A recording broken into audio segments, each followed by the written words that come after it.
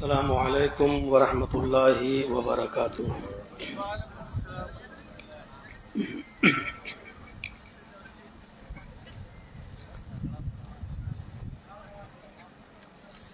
الحمد للہ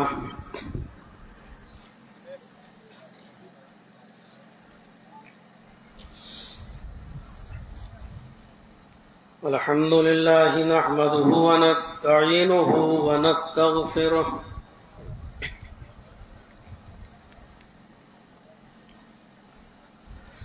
ونعوذ باللہ من شرور انفسنا ومن سیئات اعمالنا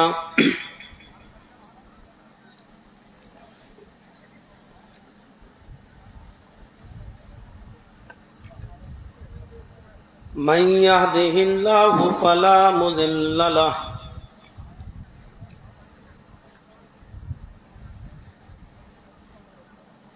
ومن يضلله فلا هادي له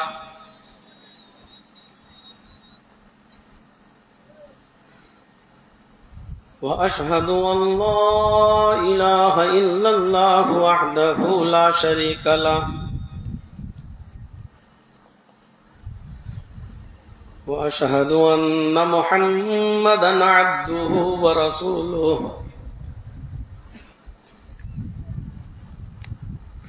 أما بعد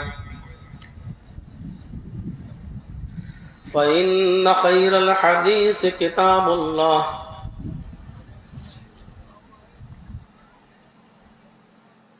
وخير الهدي هدي محمد صلى الله عليه وسلم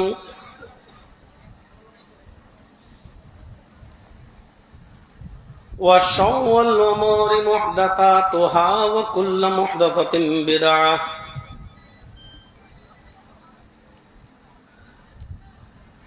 وكل بدعة ضلالة وكل ضلالة في النار۔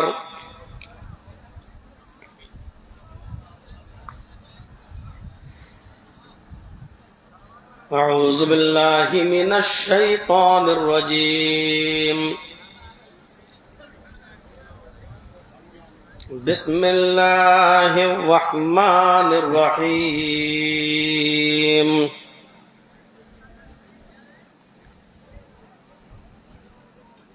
کل نفس ذائقۃ الموت وإنما توفون أجوركم يوم القيامة فمن زحزح عن النار وأدخل الجنة فقد فاز وما الحياة الدنيا إلا متاع الغرور۔ رب اشرح لي صدري ويسر لي أمري واحلل عقدة من لساني يفقهوا قولي۔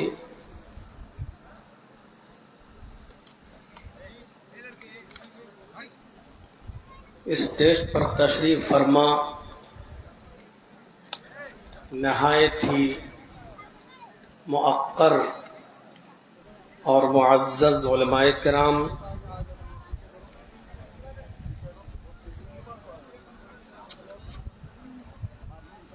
علاقے کے باوقار احباب،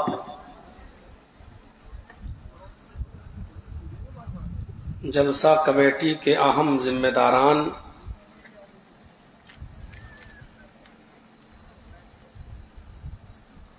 اطراف و اکناف سے تشریف لائے ہوئے محترم سامعین حضرات،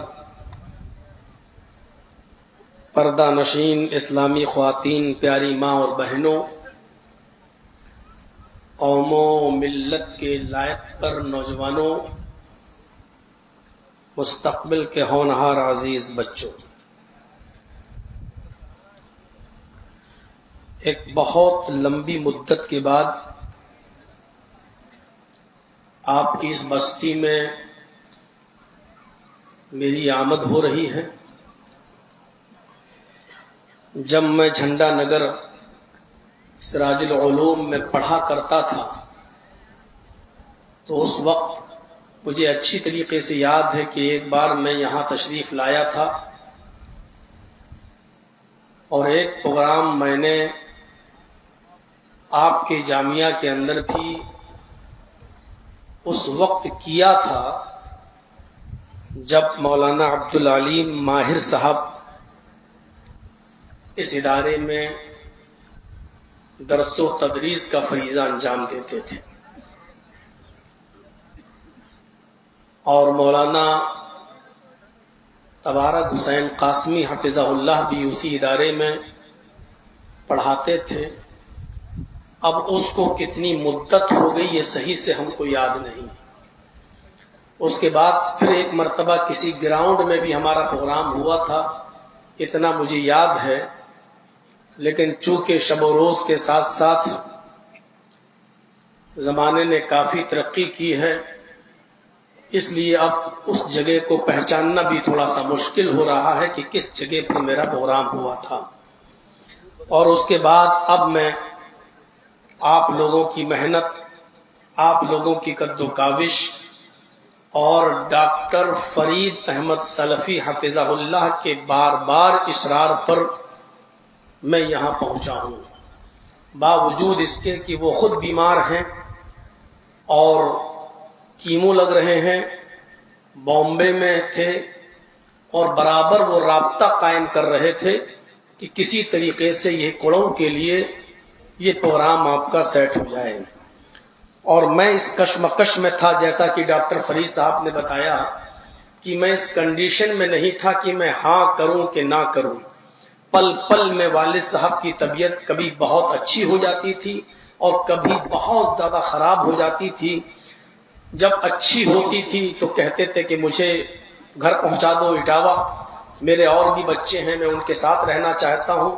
اور جب ادھر طبیعت بگڑتی تھی تو فون آتا تھا کہ بیٹے جلدی لے کے چلو، تو پھر میں گاڑی لے کر دوڑتا تھا اور ان کو لاتا تھا۔ اسی ضمن میں نے پورے مہینے کے مئی تک کے جتنے پروگرام تھے سب میں نے کینسل کر دیے، اور سارے لوگوں کو میں نے کہہ دیا کہ میں نہیں آ سکتا۔ لیکن 15 مئی اتوار کے دن 3:15 پر دوپہر میں میرے والد صاحب اس دار فانی سے کوچ کر گئے۔ اس وقت میں ان کے سامنے تھا اور ہمارے نہایت ہی مشفق اور چھوٹے بھائی کی طرح ڈاکٹر عبدالقادر صاحب، جو لکھنؤ میں اپنا الفا ہاسپٹل کھولے ہوئے ہیں اور اپنی جماعت سے وابستہ ہیں، انہوں نے کئی راتیں جاگیں اور میرے والد صاحب کو وقت دیا۔ وہ اس دار فانی سے کوچ کر گئے۔ اس کے بعد میں ٹوٹ سا گیا۔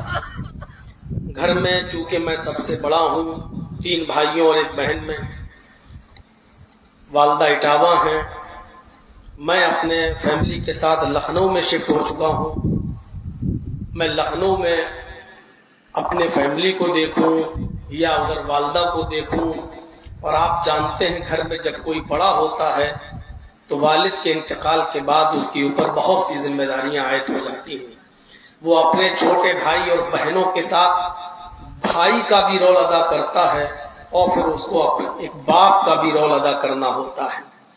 ادھر والدہ کی بھی طبیعت پل پل میں کبھی خراب ہوتی کبھی صحیح، اس لیے میں نے سوچا کہ کچھ دن پروگراموں کو ملتوی کر دیا جائے، لیکن یہاں سے آپ کا اصرار اور ادھر سے آپ کی محنت اور ادھر سے ڈاکٹر فرید صاحب کی بار بار کال، پھر آخر ایسا ہوا کہ میری والدہ نے خود کہا کہ بیٹے جب اتنی کال آ رہی ہے تو جاؤ، چلے جاؤ، اور یہاں دوسرے بھائی ہیں ابھی ہم ان کے پاس ہیں، کوئی دقت نہیں، جب کوئی پریشانی ہوگی تو ہم تمہیں بلا لیں گے، فون کر دیں گے، آپ چلے آنا۔ بہرحال میں یہاں آیا۔ اللہ تبارک و تعالیٰ سے دعا کیجئے کہ اللہ رب العالمین والد محترم کی مغفرت فرمائے، ان کی قبر کو نور سے بھر دے، تا حد نگاہ کشادہ فرما دے، بشری جو لغزشیں ان سے ہوئی ہیں ان کو معاف فرمائے، اور ان کو جنت الفردوس میں اعلیٰ مقام عطا فرمائے۔ ان کے علاوہ بھی جو لوگ تیری رحمت کو پیارے ہو چکے ہیں، بار اللہ تو ان سب کو غریق رحمت فرما، ان سب کی مغفرت فرما، ان سب کو بخش دے، اور جو بیمار ہیں بالخصوص ڈاکٹر فرید صاحب کے لیے بھی کہ اللہ رب العالمین ان تمام بیماروں کو شفائے کامل اور عاجل عطا فرما، ان کی دواؤں میں صحت و تندرستی کوٹ کوٹ کے بھر دے، اور اللہ ان کو اس امت اسلامیہ کے لیے نفع بخش بنا دے۔ موت کا موضوع بہت ہی حساس موضوع ہوتا ہے۔ اس کے اندر انسان کو جوانی کے جوش میں اور دنیا کی لذتوں کے آگے وہ موت کے احساس کو اگرچہ بھول چکا ہو، لیکن رات کے وقت تھوڑی دیر کے لیے اگر وہ صرف اپنے ذہن کے اندر بھی قبرستان کا ایک تصور اگر لے آئے تو سوچتا ہے کہ ایک دن ہم کو بھی اس قبرستان کے اندر آنا ہے اور ہزاروں ٹن مٹی کے اندر ہم کو بھی دفن ہونا ہے، کتنا اندھیرا ہوگا، یہ سوچنے پر وہ ضرور مجبور ہوتا ہے۔ اور یہ دنیا کی سب سے بڑی حقیقت ہے کہ جو بھی اس دنیا میں آیا ہے اس کو اس دنیا سے جانا ہے۔ بسا اوقات دنیا میں کچھ ایسے وچار دھارا رکھنے والے لوگ ہیں جن کو ہم کمیونسٹ اور کمیوزم سے جوڑ سکتے ہیں، جو اللہ کا انکار کر دیتے ہیں اور کہتے ہیں کہ اللہ نام کی دنیا میں کوئی چیز نہیں ہے، اللہ ہے ہی نہیں۔ کمیونسٹوں کا اور کمیوزم کا یہی خیال ہے، ان کی یہی وچار دھارا ہے کہ اللہ نام کی کوئی چیز نہیں ہے، یہ دنیا ایسے ہی چل رہی ہے، چل رہی تھی، چلتی رہے گی، لوگ پیدا ہوئے تھے، ہو رہے ہیں اور ہوتے رہیں گے، مرتے رہیں گے، زمانہ دن بدن ترقی کرتا رہے گا، اللہ نام کی کوئی چیز نہیں۔ ایسے لوگ آج بھی اس دنیا میں موجود ہیں جن کو ہم لا دینی کہہ سکتے ہیں، جن کو ہم ملحد کہہ سکتے ہیں، جن کو ہم کمیونسٹ اور کمیوزم کے نام سے جان سکتے ہیں، جن کا یہی عقیدہ۔ اللہ کا انکار کرنے والے تو اس دنیا میں ہیں، لیکن جو لوگ اس دنیا میں اللہ کا انکار کرتے ہیں ان کی بھی اتنی ہمت نہیں پڑتی ہے کہ وہ موت کا انکار کر سکے۔ آپ کا دوست ہو، آپ کا دشمن ہو، آپ کا حامی ہو، آپ کا مخالف ہو، آپ کا سہیوگی ہو، آپ کا برودی ہو، کوئی بھی ہو، اس بات کا کوئی انکار نہیں کر سکتا اور اس بات سے کوئی منکر نہیں ہے کہ وہ یہ کہہ سکے کہ ہمیں موت نہیں آئے گی۔ قرآن کریم اس کا نقشہ کچھ یوں کھینچتا ہے، کل نفس ذائقۃ الموت وانما توفون اجورکم یوم القیامہ فمن زحزح عن النار وادخل الجنۃ فقد فاز وَمَا الْحَيَاةُ الدُّنْيَا إِلَّا مَتَاعُ الْغُرُورِ۔ ہر ذی روح کو، ہر نفس کو موت کا مزہ چکھنا ہے۔ کل نفس ذائقۃ الموت، ہر نفس کو، ہر ذی روح کو، ہر جاندار کو موت کا مزہ چکھنا ہے۔ موت آ جائے، ہم مر جائیں، ہمیں اٹھا کر قبر میں دفن کر دیا جائے، ہماری باڈی سڑ گل کر مٹی میں ہی مل جائے، اگر ایسا بھی ہوتا تو بہتر ہوتا، اگر ایسا بھی ہوتا تو اچھا ہوتا، چھٹکارا مل جاتا، لیکن معاملہ ایسا ہے نہیں۔ قرآن آگے کہتا ہے ہر نفس کو موت کا مزہ چکھنا ہے، اور صرف چک کر تمہاری باڈی مٹی میں نہیں مل جائے گی، وہ ختم نہیں ہو جائے گی، وَإِنَّمَا تُوَفَّوْنَ أُجُورَكُمْ يَوْمَ الْقِيَامَةِ، تم نے دنیا میں جو بھی اعمال کیے، چاہے وہ اچھے کیے ہوں یا برے کیے ہوں، صحیح کیے ہوں یا غلط کیے ہوں، جو بھی دنیا میں تم نے اعمال کیے اس کے مطابق قیامت کے دن تم ان کا پورا پورا بدلہ پاؤ گے، پورا کا پورا اجر تمہیں ملے گا۔ اچھے اعمال کیے ہیں تو اچھا اجر تمہیں دیا جائے گا، اور برے اعمال کیے ہیں تو اس کا برا اجر تمہیں دیا جائے گا۔ انما توفون اجورکم یوم القیامہ، جو کچھ بھی دنیا میں تم نے بویا ہے اس کو کاٹو گے۔ اچھا بویا اچھا کاٹو گے، برا بویا برا کاٹو گے۔ یہ دنیا دار العمل ہے، یہاں جیسا بھی عمل آپ نے کیا ہے اس عمل کے مطابق اس کی فصل کو تم پا کر رہو گے، اچھا تو اچھا، برا تو برا۔ اس کے بعد قرآن کریم کہتا ہے، اللہ رب العالمین فرماتا ہے فَمَنْ زُحْزِحَ عَنِ النَّارِ وَأُدْخِلَ الْجَنَّةَ فَقَدْ فَازَ، جو جہنم سے بچا لیا جائے اور جنت کے اندر داخل کر دیا جائے، اپنے اعمال کی بنیاد پر جو جہنم سے بچا لیا جائے اور جنت کے اندر داخل کر دیا جائے وہی کامیاب ہے۔ ہم نے 5 منزل مکان بنا لیا، ہم کامیاب نہیں۔ ہم نے اپنا علاقہ چھوڑ کر ہجرت کر کے بامبے میں جا کر بھنگار کا بزنس کر کے ہم نے بہت بڑی بلڈنگ اپنے گاؤں میں تیار کر دی، اپنے بچوں کو ہم نے MBBS کرا لیا، اپنے بچوں کو ہم نے پولیٹیشین بنا دیا، اپنے بچوں کو ہم نے کمپیوٹر ماسٹر بنا دیا، اپنے بچوں کو ہم نے پڑھا لکھا کر بڑی سے بڑی ڈگری ہم نے دلوا دی اور ان کو ہم نے سروس یا بزنس سے جڑوا دیا، وہ اپنے پیروں پہ کھڑے ہو گئے۔ یہ بہت بڑی کامیابی نہیں ہے، بہت بڑی کامیابی اللہ رب العالمین کہتا ہے جو جہنم سے بچا لیا جائے اور جنت کے اندر داخل کر دیا جائے وہ کامیاب ہے۔ جن چیزوں کے چکر میں پڑ کر تم نے آخرت کو خراب کیا، اپنے آپ کو جہنم سے نہ بچا سکے اور جنت میں داخل نہ کرا سکے، وہ ہے دنیا کی رنگینی اور دنیا کی چکا چوند، جس کی لذتوں میں اور عیش و آرام میں پڑ کر ہم نے اپنی آخرت کو فراموش کر دیا، اپنی آخرت کو بھلا دیا اور اپنے بیوی بچوں میں لگے رہے اور انہی کو پروان چڑھاتے رہے، انہی کے آگے ہم نے آخرت کو برباد کیا۔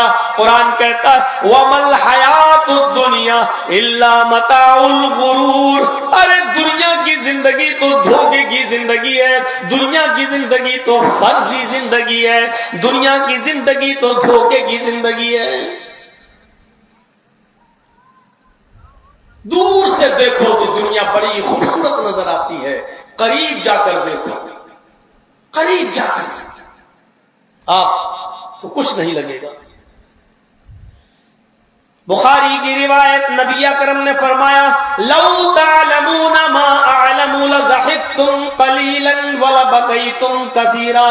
لوگوں، سفر معراج پر جب میں گیا مجھے جنت بھی دکھائی دی، جہنم بھی دکھائی گئی۔ جہنم میں مختلف قسم کے عذاب کا میں نے معائنہ کیا، جو مختلف گناہگاروں کو مختلف قسم کا عذاب دیا جا رہا ہے۔ میں جہنم میں جو عذاب دیکھ کر آیا ہوں، جہنم کے بارے میں میں جو جانتا ہوں، لو تعلمون ما اعلم، اگر وہ تمہیں معلوم ہو جائے، اگر وہ چیزیں تم جان جاؤ جو میں جانتا ہوں، اگر جہنم کے جاسوس تپش، جہنم کے عذاب کے بارے میں جو علم مجھے، جو چیزیں میں دیکھ کر مشاہدہ کر کے آیا ہوں، جو چیزیں مجھے دکھائی دی، جو میں جانتا ہوں، اگر وہ تمہیں معلوم ہو جائیں، اگر وہ تم جان جاؤ، لضحکتم قلیلا ولبکیتم کثیرا، تو تم دنیا میں بہت کم ہنسو گے اور بہت زیادہ رو گے، تمہیں ہنسی کم آئے گی اور رونا زیادہ آئے گا۔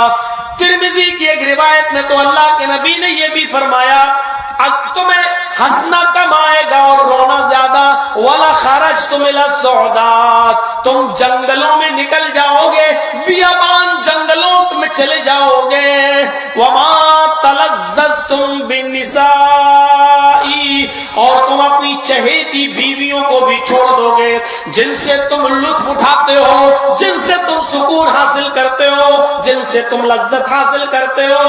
وما تلذذتم بالنساء، تم عورتوں سے لذت حاصل کرنا بھی چھوڑ دو گے، تم ان کے قریب جانا بھی چھوڑ دو گے، تم ان کے پاس بیٹھ کر پیار اور محبت کی دو باتیں کرنا بھی چھوڑ دو گے۔ وَلَا خَرَجْتُمْ إِلَى الصُّعُودَاتِ، اور تم بیابان جنگلوں میں چلے جاؤ گے اور وہیں اللہ اللہ کرتے ہوئے، تسبیحیں پڑھتے ہوئے، اللہ کی عبادت کرتے ہوئے تم اپنی زندگی کو ختم کر لو گے۔ جو باتیں میں جانتا ہوں اگر وہ تمہیں معلوم ہو جائیں جہنم کے تعلق سے، جو باتیں میں جانتا ہوں آخرت کے تعلق سے اگر وہ تمہیں معلوم ہو جائیں تو تمہیں رونا زیادہ آئے گا، تم ہنسنا بھول جاؤ گے اور روتے روتے اپنی زندگی ختم کر لو گے۔ سوچیے، اسی لیے اللہ تبارک و تعالیٰ نے یہ نہیں کہا کہ دنیا سے بالکل قطع تعلق ہی اختیار کر لو، بیوی کو چھوڑ دو، بچوں کو چھوڑ دو، یہ نہیں کہا اللہ تعالیٰ نے۔ چلے جاؤ جنگل میں، اللہ اللہ کرتے رہو، رٹ لگائے رہو، محلے والوں کی روٹیوں کے ٹکڑوں پہ پلتے رہو، یہ نہیں کہا اللہ نے۔ رہبانیت اسلام کے اندر نہیں، بلکہ وہ ایک دعا سکھلا رہا ہے، اے میرے بندو تم دنیا کی بھی اچھی چیزیں مجھ سے مانگا کرو، دنیا سے بالکل بے تعلق مت ہو جاؤ، دنیا میں بھی ہم نے بہت سی اچھائیاں اور بھلائیاں نازل کی ہیں، ان کو مانگا کرو تم ہم سے۔ باقاعدہ اللہ نے دعا سکھلائی ہے، دعا مانگا کرو، ربنا آتنا فی الدنیا حسنۃ وفی الآخرۃ حسنۃ وقنا عذاب النار، اے ہمارے رب دنیا میں جو اچھائیاں، جو خوبیاں، جو بھلائیاں ہیں وہ ہمیں عطا فرما، وفی الآخرۃ حسنہ، اور آخرت کے اندر جو بھلائیاں ہیں، جو خوبیاں ہیں وہ تو ہمیں عطا فرما، وقنا عذاب النار، اور جہنم کے عذاب سے ہمیں بچا لے، جہنم کے عذاب سے ہمیں نجات عطا فرما۔ یہ دعا بتلائی ہے۔ کچھ لوگ افراط و تفریط کا ایسا شکار ہوئے، کچھ لوگوں نے دنیا ہی کو سب کچھ سمجھ لیا، اور کچھ لوگوں نے دنیا سے بالکل بے تعلقی اختیار کر لی، بالکل دنیا کو چھوڑ دیا، جنگلوں میں چلے گئے اور وہ تسبیح ہاتھ میں لے لی، اللہ اللہ اللہ کی رٹ لگا رہے ہیں، اور محلے والوں کی روٹیوں کے ٹکڑوں پر، گاؤں والوں کی روٹیوں کے ٹکڑوں پر پل رہے ہیں۔ میرے پیارے ساتھیوں، افراط و تفریط دونوں غلط، بیچ کا راستہ اسلام نے بتایا ہے۔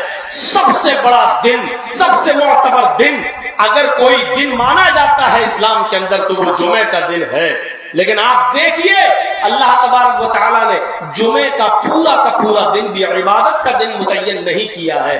جمعے کے پورے دن میں یہ نہیں کہا ہفتے میں ایک دن تم ہمارے گھر میں چلے جاؤ اور صبح سے شام تک میری عبادت میں لگے رہو۔ اللہ نے ہفتے میں ایک دن جو سب سے معتبر اور مبارک دن ہے، جو عید اور بقرعید کی دن سے بھی زیادہ اہمیت کا حامل ہے، لیکن اللہ نے جمعے کے دن کو بھی پورا کا پورا عبادت کا دن نہیں بتایا۔ کیا کہا؟ فَإِذَا قُضِيَتِ الصَّلَاةُ فَانتَشِرُوا فِي الْأَرْضِ وَابْتَغُوا مِنْ فَضْلِ اللَّهِ، اے میرے بندو جب جمعے کی نماز پڑھ لو، اے میرے بندو جب جمعے کی نماز ادا کر لو، جب امام خطبہ دے دے، امام سلام پھیر دے، جب نماز پڑھا کر وہ فارغ ہو جائے، فَإِذَا قُضِيَتِ الصَّلَاةُ فَانتَشِرُوا فِي الْأَرْضِ، تو تم زمین کے اوپر پھیل جاؤ، میں نے زمین جو بنائی اس میں تم گھومو، اس میں پھرو، اس میں پھیل جاؤ، وَابْتَغُوا مِن فَضْلِ اللَّهِ، ہم نے جو رزق اتارا ہے اس کو تلاش کرو، ہم نے جو روزی اتاری ہے اس کو تلاش کرو، یعنی رزق حلال کھاؤ، رزق حلال کے لیے سرگردہ رہو، محنت کرو، مزدوری کرو، محلے والوں اور سماج کے ہاتھ ہاتھوں کمائے ہوئے روٹیوں کے ٹکڑوں پر مت پلو. اللہ نے ہاتھ دیا ہے، پیر دیا ہے، محنت کرو، کماؤ. تم جو محنت کرو گے اس پر بھی تمہیں ثواب دیا جائے گا. تم جو رزق حلال کماؤ گے اس اللہ رب العالمین تمہیں اس پر بھی ثواب دے گا، اس لیے کہ یہ بھی عبادت ہے. بلکہ ہمارے نبی جناب محمد رسول اللہ نے تو ایک دعا سکھلائی ہے کہ ہر فرض نماز کے بعد یہ دعا بھی پڑھا کرو. اللہ کے نبی نے یہ دعا بتائی اور خود نبی اکرم یہ دعا پڑھا کرتے تھے. اللہم انی اسألک علما نافعا ورزقا طیبا وعملا متقبلا. یہ دعا بتلائی، فرض نماز کے بعد یہ دعا پڑھا کرو. اللہم انی اسألک علما نافعا، اے اللہ میں تجھ سے ایسے علم کا سوال کرتا ہوں جو نفع بخش ہو. ایسے علم سے کیا فائدہ جو صرف مجھے فائدہ پہنچا رہا بس، اور میرے ذریعے دوسرے لوگ بنجر زمین کی طرح ہے، ان کو کوئی فائدہ نہیں پہنچ رہا. نہیں، ایسے علم ہم کو نہیں چاہیے. ایسے علم سے ہمیں نواز، ایسا علم تو ہمیں عطا فرما جو مجھے بھی فائدہ پہنچائے اور میرے ذریعے دوسروں کو بھی فائدہ پہنچے. علما نافعا، ایسا علم جو نفع بخش ہو. ورزقا طیبا، اور اے اللہ مجھے ایسی روزی دے جو پاکیزہ ہو، ایسی روزی دے جو حلال روزی ہو، ایسا رزق دے جو طیب ہو، جو پاک ہو. اٹھائیے، ہم ایک ایک چیز پر اگر اس کی تشریح کرنے لگیں گے تو بات بہت آگے بڑھ جائے گی اور رات بیتے گی، اس کے علاوہ کچھ نہیں. میرے بھائیوں، حضرت ابوبکر صدیق نے اپنے غلام کا لایا ہوا ایک لقمہ ہی تو کھایا تھا. جو بھی وہ لایا تھا، محنت کرتا تھا، مزدوری کرتا تھا، کما کر لاتا تھا، ابو بکر کھا لیا کرتے تھے. لیکن ایک دن اس کو کسی نے کچھ دے دیا اور لے کر آیا، ابو بکر نے کھا لیا. اس نے کہا روزانہ پوچھتے تھے، آج تو پوچھا ہی نہیں. کہا روزانہ تم محنت کر کے لاتے تھے، میں کھا لیتا تھا، آج بھی محنت کیے ہوگے. اس نے کہا آج ہی تو محنت نہیں کی ہے میں نے. اچھا تو پھر یہ کیا تھا، کہاں سے لائے؟ کہا میں نے کسی سے کہانت گڑھی تھی. لقد تکہنت، میں نے کسی سے کہانت گڑھی تھی. حافظ احمد ابن حجر نے فتح الباری کے اندر لکھا ہے کہ اس نے کسی اپنے دوست کی بیوی کا پیٹ دیکھ کر کہا تھا، 7-8 مہینے کا حمل تھا، اس عورت کے پیٹ کو دیکھ کر اس نے کہا اپنے دوست سے کہ بھابھی کو تو لڑکا ہوگا. تو اس نے کہا تمہیں کیسے معلوم؟ ارے میں بہت پہنچا ہوا بابا ہوں، میں بہت پہنچا ہوا ہوں، پیٹ دیکھ کر بتا دیتا ہوں اس میں لڑکی ہے کہ لڑکا. اور اتفاق دیکھیے 2-2.5 مہینے کے بعد اس کو لڑکا ہی ہوا. جب اس کو لڑکا ہوا تو اس نے سوچا نہیں، اس نے تو ہمیں خوشخبری پہلے ہی بتا دی تھی لڑکا ہوگا. تو اس نے اسی خوشی میں اس کو کچھ کھجور، کچھ گفٹ، کچھ کھانے کی چیز تحفے میں دے دی تھی، وہی لے کر آیا. کہا ابو بکر سے اپنے مالک سے، آقا یہ وہی ہے جو اس نے دیا. کہا ارے ماں کے پیٹ میں کیا ہے یہ تو اللہ کے علاوہ کوئی نہیں جانتا. اس نے کہا یہ تو میں بھی جانتا ہوں کہ اللہ کے علاوہ کوئی نہیں جانتا. کہا پھر تم نے کیسے کہہ دیا؟ کہا میں نے تو دھول میں لاٹھی ماری تھی، میں نے تو ایسے اندازے کے مطابق کہہ دیا اور آج اس کو لڑکا ہو گیا. اس نے تو خوشی میں لا کے دے دیا، میں لایا، میں تو کھاؤں گا، آپ تو کھانا ہو تو کھائیے. ابو بکر صدیق نے کہا پانی لاؤ. پانی لایا اس غلام نے. ابو بکر صدیق نے اس پانی کو پیا اور حلق کے اندر انگلی ڈالی اور قے کیا، تھوڑا سا نکلا. پھر پانی پیا، پھر قے کی، پھر تھوڑا سا نکلا. پھر پانی پی، پھر قے کیا، پھر تھوڑا سا نکلا. اس وقت تک پانی پیتے رہے اور قے کرتے رہے جب تک کہ یقین نہیں ہو گیا کہ جتنا میں نے کھایا تھا وہ سب کا سب نکل گیا ہوگا. اور جب یقین ہو گیا کہ اب نکل گیا ہوگا تب کیا کہا اس غلام سے، حرام کا جو ایک لقمہ کھاتا ہے اللہ رب العالمین اس کے دل پر ایک سیاہ نقطہ بٹھا دیتا ہے. سیاہ نقطہ، ایک سیاہ رنگ کا دھبا سا ایک نقطہ رکھ دیتا ہے. اگر وہ توبہ کر لیتا ہے تو وہ نقطہ مٹ جاتا ہے، اور اگر وہ توبہ نہیں کرتا تو سیاہ رنگ کا وہ نقطہ دھیرے دھیرے پھیلتا جاتا ہے، بڑھتا جاتا ہے. پھیلتا رہتا ہے اور ایک دن آتا ہے کہ پورے دل کو سیاہ کر دیتا ہے, پورے دل کو کالا کر دیتا ہے. اور جب انسان کا پورا دل کالا ہو جاتا ہے تو پھر اس کو اس بات کا احساس نہیں ہوتا کہ میرے پاس یہ روزی جو آ رہی ہے وہ حلال کی ہے یا حرام کی ہے, حلال کی ہے یا حرام کی, آنے دو, جہاں سے بھی آ رہا ہے آنے دو. پھر یہ احساس سوچنے اور سمجھنے کی صلاحیت مفقود ہو جاتی ہے, اس سے سلب کر لی جاتی ہے, چھین لی جاتی ہے. پھر اس کے بعد وہ یہ نہیں سوچتا کہ یہ رقم, دولت, مال, کھانے اور پینے کی اشیاء خرد و نوش حلال کی ہے یا حرام کی, وہ یہ سب نہیں سوچتا ہے. کیوں؟ کیونکہ اس کا دل کالا ہو چکا ہے. اس واقعے کی روشنی میں ہر مسلمان سوچے جو یہاں بیٹھا ہے, ہر مسلمان تصور کرے کہ ہم کیسے لگ رہے ہیں. اللہ کے نبی صلی اللہ علیہ وسلم یہ دعا مانگتے تھے, وَطَيِّبْ وَرِزْقًا طَيِّبًا, اے اللہ پاکیزہ رزق عطا فرما, ایسا علم دے جو نفع بخشو, ایسا رزق دے جو پاکیزہ ہو, وَعَمَلًا مُتَقَبَّلًا, اور یہ نہیں کہتے تھے کہ اللہ مجھے عمل کی توفیق دے, بلکہ یہ دعا مانگا کرتے تھے, اے اللہ ایسے عمل کی توفیق دے جو قابل قبول ہو, جو اللہ کی بارگاہ میں مقبول ہو. ایسے عمل کی ہمیں توفیق عطا فرما جو قبول ہو, جو بارگاہ عزتی میں مقبول ہو چکا ہو. ہم میں اور آپ میں کس کو معلوم ہے کہ کس کی نیکیاں قبول ہو رہی ہیں اور کس کی قبول نہیں ہو رہی ہیں؟ کون جانتا ہے کہ ہم مسجد سے عشاء کی نماز پڑھ کے نکلے ہیں, یہ اللہ کے ہاں ہماری نماز قبول بھی ہو گئی ہوگی یا نہیں ہو گئی, کون جانتا ہے؟ اس لیے یہ دعا بھی پڑھتے رہیے, وَعَمَلًا مُتَقَبَّلًا, اللہ ہم جو بھی عمل کریں ایسے عمل کی تو ہمیں توفیق عطا فرما. میں سوال کرتا ہوں ایسے عمل کا جو قابل قبول ہو, جو تیری بارگاہ میں مقبول ہو, ایسے عمل یہ دعا سکھلائی اللہ کے نبی صلی اللہ علیہ وسلم. میرے پیارے ساتھیوں, دنیا میں اٹل حقیقت ہے موت, جو کسی بھی صورت میں اس سے چھٹکارا نہیں مل سکتا. ہم اور آپ زندگی کی جس ٹرین پر بیٹھے ہوئے ہیں, سنیے, ہم اور آپ زندگی کی جس ٹرین میں بیٹھے ہوئے ہیں, اس ٹرین کا آخری اسٹاپ اس قبرستان ہے. جس ٹرین پر زندگی کی جس گاڑی پر بیٹھے ہوئے ہیں, اس گاڑی کا, اس ٹرین کا آخری اسٹاپ اس قبرستان ہے. یہ الگ بات ہے کسی کی اسٹیشن 2 دن پہلے آ جاتی ہے اور کسی کی اسٹیشن 2 دن بعد آتی ہے. کسی کا اسٹاپس 2 دن پہلے آ جاتا ہے اور کسی کا اسٹاپس 2 دن کے بعد آتا ہے. لیکن حقیقت یہ ہے کہ مرنا سب کو ہے, جانا سب کو ہے. اس سے بڑی حقیقت اور اس سے بڑی سچائی کوئی نہیں. اور یہ بھی یاد رکھیے, یہ تصور ذہن سے نکال دیجئے کہ مر جائیں گے, روح نکل جائے گی باڈی میں, دفن ہو جائے گی اور ہم مٹی میں مل جائیں گے. دنیا میں, آج بھی دنیا میں کوئی ایک واحد ایسا مذہب نہیں ہے, ایسا دھرم نہیں ہے جو یہ مانتا ہو کہ انسان مرنے اور سڑنے اور گلنے کے بعد مٹی میں مل جائے گا اور دوبارہ نہیں اٹھایا جائے گا.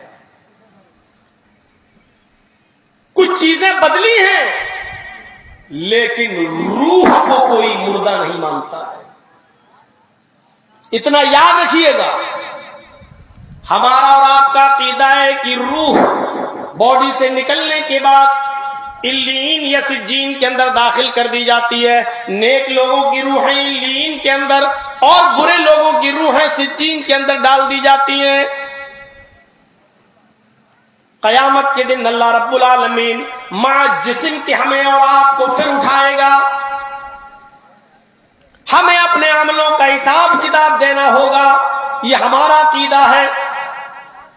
ہمارے پڑوسی اور ہمارے برادران وطن, ہمارے بھائیوں کا عقیدہ یہ ہے کہ 7 جنم اسی دنیا میں آپ کو لینا پڑے گا. یہ آتما 7 جنم تک پیچھا نہیں چھوڑتی ہے. ابھی آپ اس جنم میں انسان ہیں, اگلے جنم میں کچھ اور رہیں گے, پھر ایک اور جنم میں کچھ اور رہیں گے, پھر ایک اور جنم میں کچھ اور رہیں گے. اور اسی لیے ہمارے ہندو بھائیوں کے یہاں جو پھیرے لگائے جاتے ہیں, مرد کا عورت کے ساتھ جو گٹھ بندھن ہونے کے بعد جو پھیرے لگتے ہیں اگنی کو ساکشی مان کر, وہ 7 پھیرے اس لیے لگائے جاتے ہیں کہ ان کے ہاں یہ عہد کیا جاتا ہے کہ میں 7 جنموں میں تم میری بیوی رہو گی. اور بیوی یہ عقیدہ رکھتی ہے, آستہ رکھتی ہے کہ 7 جنم تک میں نے تمہیں اپنا پتی مان لیا. لیکن ان کے یہاں پر بھی یہ ہے کہ آتما اگر دنیا میں اچھے کرم کیے ہیں تو پھر سے منش اور انسان بن کر پیدا کیے جاؤ گے، اور اگر دنیا میں برے کرم کیے ہیں تو کتا بنو گے، بلی بنو گے، چوہا بنو گے، بندر بنو گے، چھچوندر بنو گے۔ یہ آستھا یہ عقیدہ ہمارے ہندو بھائیوں کے اندر بھی ہے، روح مرتی نہیں ہے، وہ آواگمن ہوتا رہتا ہے، اس یونی سے نکلی اس یونی میں، اس یونی سے نکلی اس یونی میں، اور پھر جب سب ہو جاتا ہے تو اس کے بعد ان کے یہاں پر بھی پرلے ہے، قیامت کا دن ہے، ان کے یہاں پر بھی سورگ ہے اور نرک ہے، ان کے یہاں پر بھی پیراڈائز ہے، جنت کا ثبوت ہے، ان کے یہاں پر بھی نرک کا جہنم کا ثبوت ہے۔ یعنی ایک دن پھر انسان سورگ میں جائے گا یا نرک میں جائے گا، سورگ اور نرک پیراڈائز ان کے یہاں پر بھی مانا جاتا ہے۔ یعنی دنیا یہودیوں کے یہاں وہی عقیدہ ہے جو ہمارے یہاں ہے، عیسائیوں میں وہی عقیدہ ہے جو ہمارے یہاں ہے، بدھسٹ بھی اسی کو مانتے ہیں، جینی بھی اسی کو مانتے ہیں۔ دنیا میں کوئی ایک مذہب، کوئی ایک دھرم ایسا نہیں ہے جو یہ مانتا ہو کہ مرنے کے بعد انسان مٹی میں ملا دو یا جلا دو تو اس کی روح بھی مر جاتی ہے اور اس کے ساتھ اب کچھ نہیں ہوتا ہے، وہ مر گیا اور سڑ گیا یا مٹی میں مل گیا اور ختم نہیں۔ میرے پیارے ساتھیوں، آپ مشاہدہ کر کے دیکھیے، جو دانا آپ زمین میں ڈالتے ہو، بیج جو زمین کے اندر بوتے ہو، چاول ہو، گیہوں ہو، مکئی ہو، باجرا ہو، جو دانا آپ زمین کے اندر ڈالتے ہیں، بوتے ہیں، وہ دانا زمین کے اندر پہلے سڑتا ہی ہے، پہلے مٹی ہی میں ملتا ہے، وہ سڑ جاتا ہے، لیکن اسی سڑے ہوئے دانے سے اللہ رب العالمین کلہ نکالتا ہے، پھر وہی کلہ زمین کے سینے کو پھاڑتا ہوا باہر نکلتا ہے، پھر اسی سے اللہ رب العالمین ایک دانے سے 100 دانے پیدا کر دیتا ہے، ایک گیہوں سے 100 گیہوں کے دانے، ایک چاول کے دانے سے 100 دانے بنا دیتا ہے۔ وہ ہمارا پروردگار، وہ ہمارا رب جو زمین میں اس اناج کو سڑانے اور گلانے کے بعد بھی اس پودے میں اتنی طاقت پیدا کرتا ہے کہ وہ اتنی مضبوط زمین کا سینہ چیرتے ہوئے وہ باہر نکلتا ہے، اور پھر اس باہر اس کے اندر پھل لگتا ہے یا اس کے اندر دانا پیدا ہوتا ہے۔ میرے بھائیوں، یہ ہم روز مشاہدہ کرتے ہیں اپنے کھیتوں میں، بیج بوتے وقت جب سڑے ہوئے بیج کو اللہ رب العالمین دوبارہ زندہ کر سکتا ہے، تو کیا سڑی ہوئی باڈی کو اور مٹی میں مل جانے کے بعد، مٹی میں ملنے کے بعد اس باڈی کو کیا اللہ رب العالمین دوبارہ زندگی نہیں دے سکتا ہے؟ کیا دوبارہ جیوت نہیں کر سکتا ہے؟ اَيَحْسَبُ الْإِنسَانُ أَن يُتْرَكَ سُدًى أَلَمْ يَكُن نُطْفَةً مِّن مَّنِيٍّ يُمْنَىٰ ثُمَّ كَانَ عَلَقَةً فَخَلَقَ فَسَوَّىٰ فَجَعَلَ مِنْهُ الزَّوْجَيْنِ الذَّكَرَ وَالْأُنثَىٰ أَلَيْسَ ذَلِكَ بِقَادِرٍ عَلَىٰ أَن يُحْيِيَ الْمَوْتَىٰ۔ اے انسان، کیا تو یہ تصور کرتا ہے کہ تجھے ایسے ہی چھوڑ دیا جائے گا؟ اَيُّتْرَكَ سُدًى، کیا تجھے بیکار چھوڑ دیا جائے گا؟ نہیں، غور کر، مثال دیکھیے، مثال قرآن کہتا ہے أَلَمْ يَكُن نُطْفَةً مِّن مَّنِيٍّ يُمْنَىٰ، کیا تو شروع میں حقیر و ذلیل پانی کا ایک قطرہ نہیں تھا؟ کیا تو پانی کی ایک بوند نہیں تھا جو رحم مادر تک پہنچایا گیا؟ پانی کی ایک بوند، اوفو، کاریگری دیکھیے۔ ثم كان علقة فخلق فسوى، اللہ نے اسی پانی کے قطرے سے نطفہ بنایا، اسی نطفے سے جمع ہوا خون بنایا، اسی جمے ہوئے خون سے گوشت کا لوتھڑا بنایا، اسی گوشت کے لوتھڑے سے ہڈیاں بنائیں، پھر ہڈیوں میں گوشت کا لباس چڑھایا، پھر اللہ نے اسی پانی کے قطرے سے آنکھیں بنائیں، دماغ بنایا، ہاتھ بنایا، پیر بنایا، دل بنایا۔ غور کرو، بلا ان نسوی بنانا، تو یہ کہتا ہے کہ ہم مرنے کے بعد زندہ نہیں کر سکتے؟ ارے زندگی تو بہت دور کی بات، ہم تو تمہاری انگلیوں کے پور تک بنانے پر قادر ہیں۔ بلا ان نسوی بنانا، انگلیوں کے پور تک بنانے پر قادر ہے۔ یہ انگلیوں کے پور کی مثال اللہ نے کیوں دی ہے؟ آج فنگر پرنٹ دیکھتے نا، اندازہ لگا لیجئے آپ، راشن کارڈ پہ ہماری بہنیں، ہماری مائیں جو جاتی ہیں نا، جیسے انگوٹھا لگاتی ہیں نام آ جاتا ہے، زینب، رقیہ۔ آپ پاسپورٹ بنانے جاتے ہیں، جیسے ہی آپ اپنا انگوٹھا رکھتے ہیں آپ کا نام آ جاتا ہے، آپ نام چینج کر کے آپ ملک نہیں چھوڑ سکتے ہو. غور کرو یہ انگوٹھا، اس انگوٹھے میں کتنے نشان ہیں. پوری دنیا کی آبادی پر غور کرو، پوری دنیا کی آبادی پر کتنی آبادی ہوگی، اور کسی ایک انسان کے انگوٹھے کے یہ نشان دوسرے انسان کے انگوٹھے کے مطابق نہیں ہوتے ہیں. ہر انسان کے نشان الگ الگ ہیں. آپ مولانا جرجیس، محمد جرجیس کے نام کا پاسپورٹ ہے تو محمد جرجیس ہی کے نام سے پاسپورٹ ہوگا. محمد جرجیس، ارشاد احمد محمد اکرم کے نام سے دوسرا پاسپورٹ بنا کر ودیش نہیں جا سکتے ہیں. یہ الگ بات تو حکومتی سطح پر اگر ساٹھ گانٹھ ہو تو الگ بات ہے کہ اگر حکومت ہی کسی کو بھگانے میں اگر مدد کر رہی ہو تو وہ دوسری بات ہے. ورنہ میرے بھائیوں، کوئی آدمی انگوٹھا رکھتے ہی اس کا پورا بایو ڈاٹا آ جاتا ہے. آج سائنس اتنی ترقی کر چکی ہے کہ یہاں بیٹھے بیٹھے انگوٹھا یہاں دبایا، انڈیا کے رہنے والے ہو کہ بنگلہ دیش کے پتہ چل گیا. ہندوستان میں انگوٹھا دبایا، تم امریکہ کے رہنے والے ہو یا لندن کے رہنے والے ہو، فوراً پتہ چل گیا. میرے بھائیوں غور کرو کہ جس نے انگوٹھا ایک دوسرے سے کے موافق نہیں بنایا، کیا وہ اللہ اس بات پہ قادر نہیں ہے کہ ہمیں قبر سے دوبارہ زندہ کر دے اور اٹھا دے؟ ثم کان علقۃ فخلق فسوى، ہم نے یہ بنایا وہ بنایا اور بنا سوا کر درست کر دیا. اسی پانی کے قطرے سے اتنی مضبوط ہڈی بنائی کہ توڑو تو ٹوٹے نہیں، اور اسی پانی کے قطرے سے اتنا نرم و نازک بھیجا بنایا جو 2 انگلی کے بیچ میں رکھ کر مسلنا چاہو تو مسل دو.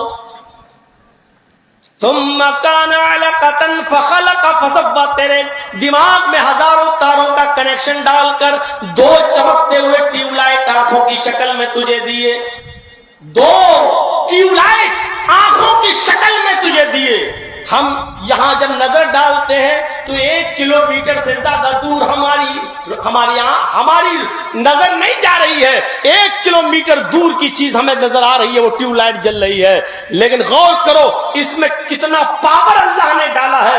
جو ایک نظر ہم نے اس چاند کے اوپر ڈالی ہے، یہ چاند جو ہماری موجودہ زمین سے 2,40,000 میل کی اونچائی پر ہے، اس نے 1 سیکنڈ کے اندر 2,40,000 میل کی اونچائی پر چمکنے والے اس چاند کو بھی دیکھ لیا، اس کو اپنی آنکھوں میں بھر لیا. غور کرو یہ پاور ان آنکھوں میں کس نے پیدا کیا؟ ثم كان علقة فخلق فسوى فجعل منه الزوجين الذكر والانثى، پھر ہم نے نر و مادہ بھی بنا دیا، لڑکا اور لڑکی بھی بنا دیا. پیٹ میں کیا ہے، لڑکا یا لڑکی، یہ بھی میں نے بنا دیا. اے لوگو، اے میرے بندو، جب ان تمام مراحل سے میں تمہیں گزار سکتا ہوں تو اب تم ہی بتاؤ، الیس ذالک بقادر علی ان یحیی الموتى، کیا وہ اللہ اس بات پر قادر نہیں ہے کہ وہ تمہیں دوبارہ زندہ کر دے؟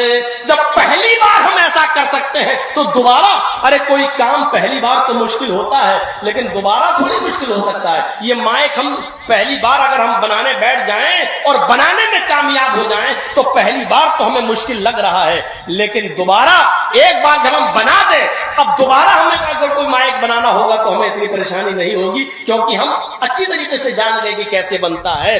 اگر مان بھی لیا جائے، نعوذ باللہ، اللہ کے لیے تو مشکل ہے ہی نہیں، لیکن مان لیا جائے تو پہلی بار تو تھوڑی دیر کے لیے مشکل ہو سکتا ہے، لیکن دوسری مرتبہ پیدا کرنا اس کے لیے کون سا مشکل ہوگا؟ میرے بھائیوں، اس نے یہ مثال دی، جب ہم ایسا کر سکتے، ایسا کر سکتے، ایسا کر سکتے، تو اب تم ہی بتاؤ، الیس ذالک بقادر علی ان یحیی الموتى، کیا وہ اللہ اس بات پر قادر نہیں ہے کہ انسان کو دوبارہ زندہ کر دے؟ میرے بھائیوں، موت بھی آنا ہے اور دوبارہ زندگی بھی ملنا ہے. اب سوچئے اس دوسری زندگی کے لیے ہم نے کیا کیا ہے. دعا سکھلائی، دعا کے اثر بھی ہوتے ہیں. جب آپ کے اوپر کوئی مصیبت آئے، کوئی غم پہنچے تو آپ کو یہ دعا پڑھنی چاہیے، انا للہ وانا الیہ راجعون. حضرت ابو سلمہ رضی اللہ تعالیٰ عنہ فرماتے ہیں، کہ میں نبی اکرم صلی اللہ علیہ وسلم کی محفل میں تھا، نبی اکرم کی مجلس میں تھا، تو اللہ کے نبی صلی اللہ علیہ وسلم نے غم اور مصیبت کے وقت کی دعا یہ بتائی. آپ نے سب کو ایک دعا سکھلائی. یہ دعا جس کو یاد نہ ہو یاد کر لے، چھوٹی سی دعا. آپ نے غم اور مصیبت کے موقع پر یہ دعا سکھلائی کہ یہ دعا پڑھا کرو: انا للہ و انا الیہ راجعون، اللہم اجرنی فی مصیبتی واخلف لی خیرا منہا. انا للہ و انا الیہ راجعون تو سب کو یاد ہے. بخاری کی روایت کے مطابق ایک جملہ اور یاد کر لو: اللہم اجرنی فی مصیبتی واخلف لی خیرا منہا. انا للہ و انا الیہ راجعون، ہم سب اللہ ہی کے ہیں اور اسی کی طرف جانا ہے. ہم سب اللہ ہی کی طرف سے ہیں اور اسی کی طرف، وَإِنَّا إِلَيْهِ رَاجِعُونَ، اور اسی کی طرف ہمیں اور آپ کو سب کو پلٹنا ہے. اللہم اجرنی فی مصیبتی، اے اللہ میری اس مصیبت میں مجھے بہترین اجر عطا فرما. غور کرنا دعا کتنی پیاری ہے. اللہم اجرنی فی مصیبتی، اے اللہ میری اس مصیبت میں مجھے اجر عطا فرما.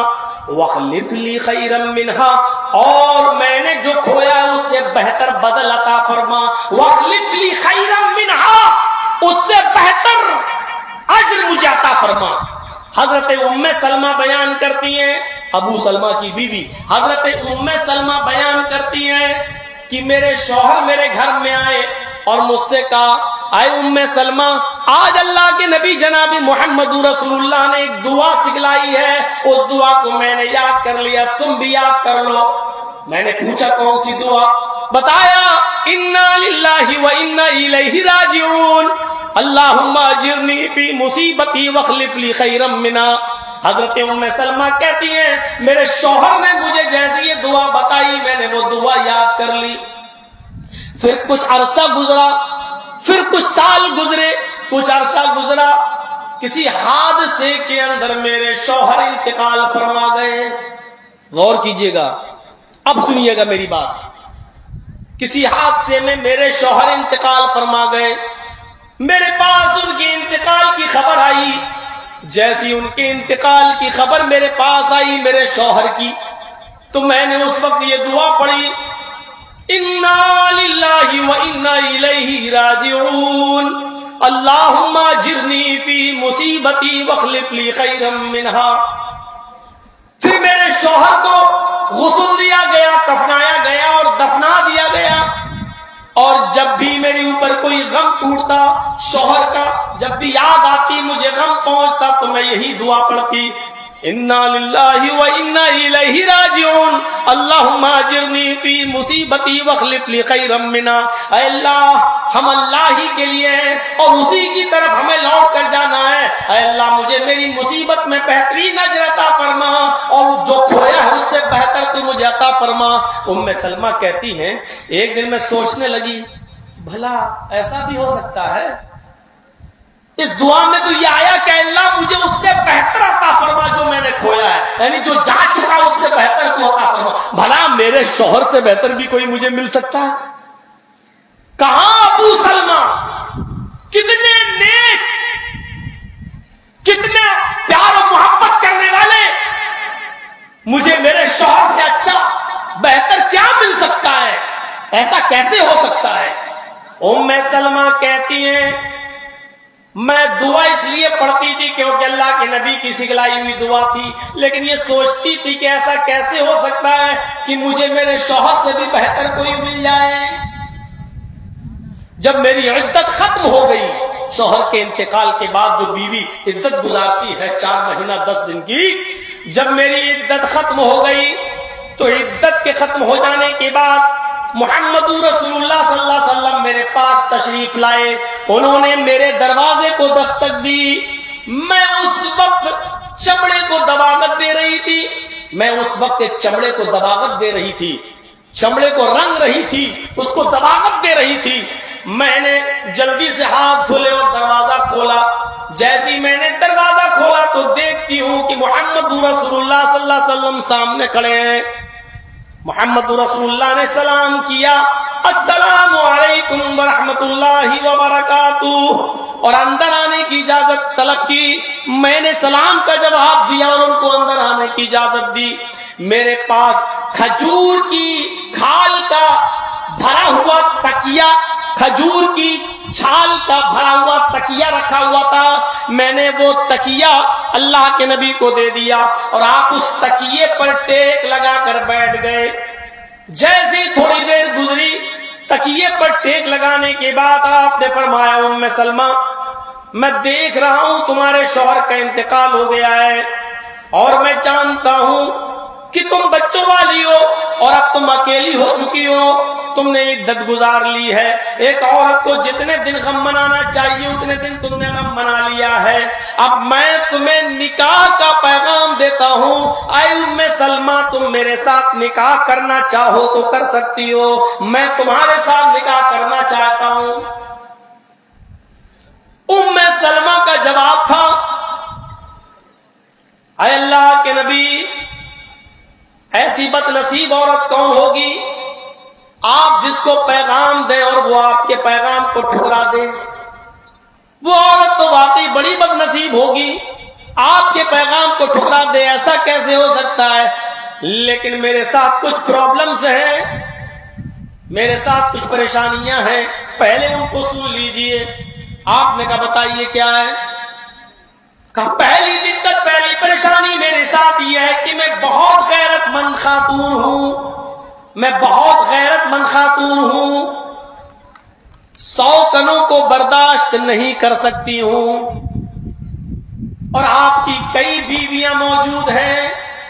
مجھے پھر بھی پرابلم نہیں، لیکن اگر میری کوئی غلطی ہو جائے تو آپ مجھے ڈانٹ سکتے ہیں، لیکن آپ کی 100 کنیں بیچ میں نہیں آئیں گی.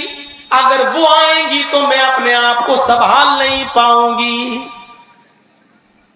دیکھ رہے ہیں ام سلمہ کہہ رہی ہیں آج کے زمانے میں جو 2-2 3-3 بیوی رکھے واقعی بہت بڑا جہاد سمجھ لو. اب اس طرف نہیں جاؤں گا کہ دوسری بیوی اور تیسری بیوی جائز ہے کہ ناجائز ہے، وہ رات گزرے گی، اس طرف جانے سے کوئی فائدہ نہیں. میں بتانا یہ چاہتا ہوں کہ اللہ کے نبی سے ام سلمہ کیا کہہ رہی ہیں. پہلی پرابلم میں غیرت مند ہوں، آپ ڈانٹیں گے برداشت کر لوں گی، لیکن بیچ میں اگر کوئی اور بیوی نے کچھ کہا تو میں برداشت نہیں کروں گی. اور تو طلاق پر بات آ گئی تو آپ کو برا لگے گا اور میں نہیں چاہتی کہ آپ کو تکلیف ہو. آپ نے کہا چلیے پہلی پرابلم سن لی، کچھ اور بھی پرابلم ہے؟ کہاں؟ کیا؟ کہا دوسری پرابلم یہ ہے اے اللہ کے نبی صلی اللہ علیہ وسلم میں عمر کی اس دہلیز پر پہنچ چکی ہوں. شادی کا جو مقصد ہوتا ہے، نکاح کا جو مقصد ہوتا ہے ایک شوہر کا ایک بیوی کے ساتھ، میں اس مقصد کو کراس کر چکی ہوں. یعنی اب میں ماں نہیں بن سکتی ہوں، میں مایوس ہو چکی ہوں. یعنی اب بڑھاپا کے اندر میں قدم رکھ چکی ہوں اور تقریباً میں وہ سکون آپ کو نہیں پہنچا سکتی ہوں جو ایک شوہر کو اپنی بیوی سے چاہیے. آپ نے کہا چلو اس کے علاوہ کوئی اور پرابلم؟ کہا ایک اور ہے. کہا کیا؟ کہا اللہ کے نبی میرے کئی بچے ہیں، ابو سلمہ انتقال فرما گئے ہیں، ابو سلمہ اپنے پیچھے کچھ بچے چھوڑ کر گئے ہیں. ان بچوں کی کفالت میرے ذمے، ان کی پرورش میرے ذمے.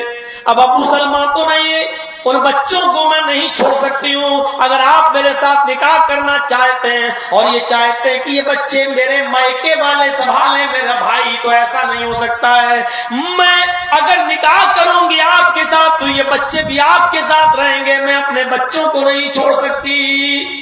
یہ 3 پریشانیاں حضرت ام سلمہ نے بتائی ہیں. اللہ کے نبی نے اب ایک ایک کر کے جواب دیا. آئے ام سلمہ تم غیرت مند خاتون ہو، میں اللہ سے دعا کروں گا اللہ انشاءاللہ ایسی نوبت ہی نہیں لائے گا کہ تمہیں میری اور دوسری بیویوں سے لڑنا اور جھگڑنا پڑے اور تو طلاق پر نوبت آئے. میں اللہ سے دعا کروں گا انشاءاللہ یہ چیز ختم ہو جائے گی. رہی دوسری بات تم نے جو کہا ہے کہ میں اس عمر کو کراس کر چکی ہوں کہ آپ کو سکون پہنچا سکوں، تو اے ام سلمہ جس عمر میں تم داخل ہو تقریباً اسی عمر میں میں بھی داخل ہو چکا ہوں، یعنی جو تمہاری عمر ہے وہی لگ بھگ ہماری عمر بھی ہے، اس لیے یہ بھی کوئی معاملہ نہیں ہے کہ اب ہمیں بچے ہی ہوں اور بچے ہی پیدا کرنا مقصد ہو، یہ مقصد نہیں ہے، نہیں، یہ بھی کوئی بڑی بات نہیں ہے۔ رہی تیسری بات، تو آئے ام سلمہ جب تم میرے ساتھ نکاح کر لو گی تو تمہارے بچوں کی کفالت میرے ذمہ ہوگی، پھر وہ میرے بچے ہوں گے، ان بچوں کی کھلانے پلانے کی ذمہ داری میرے اوپر ہے، جب تم میرے ساتھ نکاح کر لو گی تو ان بچوں کا کفیل بھی میں بن جاؤں گا۔ اور اس کے بعد ام سلمہ تیار ہو جاتی ہیں اور یہ تینوں شرط محمد رسول اللہ صلی اللہ علیہ وسلم مان لیتے ہیں اور ام سلمہ کا نکاح ہو جاتا ہے۔ ام سلمہ فرماتی ہیں اب مجھے سمجھ میں آیا کہ دعا کا اثر ہوتا ہے، یہ دعا جو میں پڑھا کرتی تھی کہ انا للہ و انا الیہ راجعون، ہم سب اللہ کی طرف سے ہیں اور اللہ ہی کی طرف پلٹ کر جانا ہے، اللہم اجرنی فی مصیبتی، اللہ میری مصیبت میں مجھے اجر عطا فرما، واخلف لی خیرا منہا، اور جو میں نے چھوڑا ہے کھویا ہے اس سے بہتر تو مجھے عطا فرما۔ میں نے ابو سلمہ کو کھویا تھا اور اللہ تعالیٰ نے مجھے محمد رسول اللہ عطا فرما دیے، مجھے جناب محمد رسول اللہ کی بیوی بنا دیا۔ میرے بھائیو دعا کا اثر ہوتا ہے، کیا دعائیں آپ کو یاد ہیں؟ نہیں تو یاد کرو۔ موت مومن کی نگاہ میں ایک تحفہ ہوتی ہے، مومن کبھی موت سے گھبراتا نہیں ہے، موت کو اپنے قریب دیکھتا ہے تو وہ ڈرتا نہیں ہے، بلکہ موت کو اپنے قریب دیکھ کر مومن کے چہرے پر مسکراہٹ آ جاتی ہے۔ آج اپنے غریبانوں میں جھانکو اور جائزہ لو کہ آج موت کے وقت ہمارے چہروں پہ مسکراہٹ آتی ہے؟ کیا کبھی ہم یہ تصور کرتے نہیں ہم اس تھرڈ کلاس، اس گھٹیا زندگی سے بڑھیا زندگی کی طرف جا رہے ہیں، اس تھرڈ کلاس سے فرسٹ کلاس کی طرف جا رہے ہیں؟ کیا کبھی یہ تصور ہوتا ہے؟ نہیں، اور اگر نہیں ہوتا ہے تو ہر انسان کو اپنے ایمان کا جائزہ لینا چاہیے۔ موت تو مومن کی نگاہ میں ایک تحفہ ہوتی ہے، وہ تو اس کو گلے لگانا چاہتا ہے، وہ دعا نہیں مانگتا کہ اللہ مجھے جلدی موت دے دے، لیکن موت کو اپنے قریب دیکھ کر خوش ہوتا ہے، کیونکہ وہ جانتا ہے کہ ہمیں اس تھرڈ کلاس کی زندگی سے فرسٹ کلاس کی زندگی کی طرف جانا ہے۔ اس کو احساس ہو جاتا ہے، اس کو پتہ ہو جاتا ہے۔ ہم اس واقعے کی روشنی میں اپنے ایمان کا جائزہ لیں، اپنے ایمان کا جائزہ لیں۔ میرے پیارے ساتھیوں، ہمارا ایمان کیسا ہے؟ غور کرو، جناب محمد رسول اللہ صلی اللہ علیہ وسلم کی بیٹی حضرت فاطمہ رضی اللہ تعالیٰ عنہ اللہ کے نبی صلی اللہ علیہ وسلم کے پاس آئیں۔ اللہ کے نبی صلی اللہ علیہ وسلم بستر پر لیٹے ہوئے تھے، روزانہ اٹھ جایا کرتے تھے اور اپنی بیٹی فاطمہ کو آگے بڑھ کر سینے سے لگاتے تھے اور اپنی بیٹی کی پیشانی کو چوم لیا کرتے تھے، بوسہ دیتے تھے اپنی بیٹی کو، فاطمہ کی پیشانی کا بوسہ لیتے تھے۔ لیکن آج بستر کے اوپر لیٹے ہوئے ہیں، بستر کے اوپر لیٹے ہوئے ہیں اور اٹھ نہیں پا رہے ہیں۔ حضرت فاطمہ خود آتی ہیں، اپنے ابو کے بستر پر بیٹھ جاتی ہیں اور خود محمد رسول اللہ کی پیشانی کا بوسہ لیتی ہیں۔ پڑھیے بخاری کی روایت کتاب الجنائز، دیکھیے نبی اکرم صلی اللہ علیہ وسلم کا یہ حال ہے کہ آپ پانی کے برتن میں ہاتھ ڈالتے جاتے، آپ پانی کے برتن میں ہاتھ ڈالتے جاتے بار بار اور اس کو اپنے چہرے پہ ملتے جاتے، بار بار پانی کے برتن میں ہاتھ ڈالتے اور اپنے جسم پر ملتے جاتے، ہاتھ پانی میں ڈالتے اور اپنے چہرے پر ملتے جاتے اور یہ کہتے جاتے ان للموت سکرات، ان للموت سکرات، موت کے لیے بڑی بے چینیاں ہیں، موت کے لیے بڑی تکلیفیں ہیں، موت کے لیے بڑی پریشانیاں ہیں، بڑی بے چینیاں ہیں۔ موت ایسے ہی نہیں آ جاتی ہے، ہمیں اور آپ کو سب کو اس مرحلے سے گزرنا ہے۔ موت کی کیفیت کیسی ہوتی ہے اس کو قرآن نے کھینچا ہے، فلولا اذا بلغت الحلقوم جب یہ موت نرکھرے تک پہنچ جاتی ہے، جب یہ روح نرکھرے تک حلق تک پہنچ جاتی ہے، ملک الموت جب روح کو نکالتا ہے تو روح سب سے پہلے پیروں کے پنجے سے اور تلوے سے نکلنا شروع ہوتی ہے۔ روح سب سے پہلے نیچے سے شروع ہوتی ہے نکلنا۔ ملک الموت جب روح کو کھینچتا ہے تو پہلے یہ حصہ بے جان ہوتا ہے، پھر کھینچتا ہے تو روح پنڈلی تک آتی ہے، پنڈلی سے نیچے کا حصہ بے جان ہو جاتا ہے۔ اور یہ روح کو نکلتے ہوئے تو میرے بھائیوں اتنے قریب سے ہم نے جو دیکھا ہے، اپنے والد محترم کے ساتھ رہے ہیں، بالکل یہی کیفیت۔ پہلے ٹخنے سے نیچے کا حصہ کام کرنا بند کیا، پھر پنڈلی کام کرنا بند کی، پھر گھٹنا، پھر پیر آگے تک، پھر کمر، بے حس بے جان۔ کیونکہ میں برابر کے پیروں کے پاس بیٹھا ہوا تھا، دباتا جا رہا تھا پیر، کبھی سر دباتا تھا، کبھی پیر دباتا تھا، کبھی سینے پر جلن بتاتے تھے تو سینے پہ ہاتھ پھیرتا تھا۔ کیفیت ہماری آنکھوں کے سامنے ہے۔ فَلَوْلَا إِذَا بَلَغَتِ الْحُلْقُومَ، جب یہ روح نرکھرے تک حلق تک پہنچ جاتی ہے، پھر پنڈلی سے نکلتی ہے، تلوے سے نکلتی ہے، پنڈلی تک پہنچتی ہے، پنڈلی سے نکلتی ہے، گھٹنے تک پہنچتی ہے، روح کھینچنے والا کھینچتا ہے تو کمر تک آتی ہے، پھر کھینچتا ہے تو سینے تک آتی ہے، اور پھر روح جب کھینچتا ہے تو وہ حلق تک آ جاتی ہے۔ اور جب یہ روح حلق تک آتی ہے تو مرنے والا مرنے سے پہلے اپنی آنکھیں ٹان لیتا ہے، اس کی آنکھیں پھٹی کی پھٹی رہ جاتی ہیں، اس لیے کہ روح آنکھوں، ناک اور کان کے راستے سے نکلتی ہے۔ وہ ایسے آنکھیں ٹان لیتا ہے، وہ روح کو نکلتے ہوئے اپنی آنکھوں کے سامنے دیکھتا ہے۔ ملک الموت جب روح نکالتا ہے تو وہ دیکھ لیتا ہے کہ یہ روح کو لینے والے رحمت کے فرشتے آئے ہیں یا عذاب کے فرشتے۔ اس کو اپنا اچھا اور برا اسی دنیا میں پتا چل جاتا ہے، اپنے انجام کے بارے میں اسی دنیا میں جان لیتا ہے۔ اسی کو قرآن نے کہا ہے جب یہ روح تمہارے نرکھرے تک پہنچ جاتی ہے وَأَنْتُمْ حِينَئِذٍ تَنْظُرُونَ، اس وقت تم اپنی آنکھوں سے دیکھ رہے ہوتے ہو، اس وقت تم اس روح کو نکلتے ہوئے اپنی آنکھوں سے دیکھ رہے ہوتے ہو۔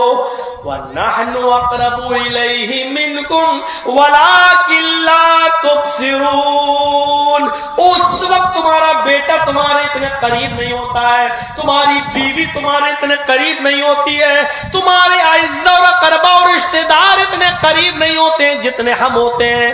وَنَحْنُ أَقْرَبُ إِلَيْهِ مِنْكُمْ، اس وقت تم سے سب سے زیادہ قریب میں ہوتا ہوں، اس وقت سب سے زیادہ قریب میں ہوتا ہوں۔ وَلَكِنْ لَا تُبْصِرُونَ، لیکن تمہاری آنکھیں مجھے نہیں دیکھ سکتی ہیں، تم میرا دیدار نہیں کر سکتے ہو، تمہاری آنکھیں مجھے نہیں دیکھ سکتی ہیں، میرا مشاہدہ نہیں کر سکتی ہیں تمہاری آنکھیں، اتنی طاقت نہیں ہے تمہاری آنکھوں میں جو میرا مشاہدہ کر سکتے۔ فَلَوْلَا إِن كُنتُمْ غَيْرَ مَدِينِينَ، اے مرنے والو، اگر تم اپنے آپ کو بہت بڑا پاورفل سمجھتے ہو، سپر پاور مانتے ہو، دنیا کو اپنی انگلیوں پہ نچانے والا مانتے ہو، اور یہ جانتے ہو کہ سب سے بڑے تم ہی ہو، پاورفل تم ہی ہو، تمہارے اوپر کوئی حکومت نہیں ہے، تمہارے اوپر کوئی طاقت نہیں ہے، تمہارے اوپر کسی اور کا بس نہیں چلتا، اگر تم اپنے آپ کو سب سے بڑا طاقتور سمجھتے ہو، ترجعونها ان کنتم صادقین، تو ملک الموت جو روح نکال رہا ہے اس سے وہ روح چھین کر اپنے اندر واپس لوٹا کر دکھاؤ، اپنے اندر وہ روح کو واپس کر کے دکھاؤ۔ ہو نا بہت بڑے پاورفل ہو نا، اللہ کو کوئی اہمیت نہیں دیتے ہو، سب سے بڑی طاقتور اپنے آپ کو سمجھتے ہو نا، تو اس سے روح چھین کر اپنے اندر واپس کر کے دکھاؤ۔ کیوں نہیں کرتے ہو؟ تم تو بہت بڑے پاورفل ہو، تمہارے اوپر تو کسی کی حکومت نہیں چلتی ہے، اس روح کو چھین کر اپنے اندر لوٹا کر دکھاؤ، ان کنتم صادقین، اگر تم اپنے دعوے میں سچے ہو تو ایسا کر کے دکھاؤ. نہیں کر پاؤ گے. ایک منظر کھینچ دیا میں نے آپ کے سامنے. اللہ کے نبی کہہ رہے ہیں ان للموت سکرات، جتنی تکلیفیں ہوتی ہیں مرنے والے کو مرنے سے پہلے، اور وہ صبر کرتا ہے اس تکلیف پر، تو اس کی جہنم کی اور عذاب آخرت کی تکلیفوں میں سے تکلیفیں کم کر دی جاتی ہیں. میرے پیارے ساتھیوں، اسی لیے بہت سے لوگ یہ دعا کرتے ہیں اللہ مجھے چلتا پھرتا اٹھا لینا، اللہ مجھے کسی کا محتاج مت کرنا، اللہ مجھے ایسے ہی چلتے پھرتے اٹھا لینا. میرے بھائیوں، یہ سب دعا نہیں کرنی چاہیے.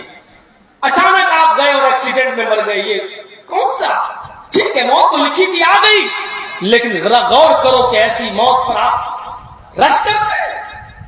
آپ کو نہ تو توبہ کرنے کا موقع ملا، نہ استغفار کا موقع ملا، نہ کسی سے معافی تلافی کا موقع ملا، آپ کو کوئی چیز ہی نہیں ملی. میرے بھائیوں، یہ دعا نہیں کرنی چاہیے کہ اللہ مجھے چلتا پھرتا اٹھا لے، اللہ مجھے کسی کا محتاج مت بننا کرنا، اللہ بس آسانی سے دے مر جاؤں، کسی کا محتاج نہ. میرے بھائیوں، یہ نہیں.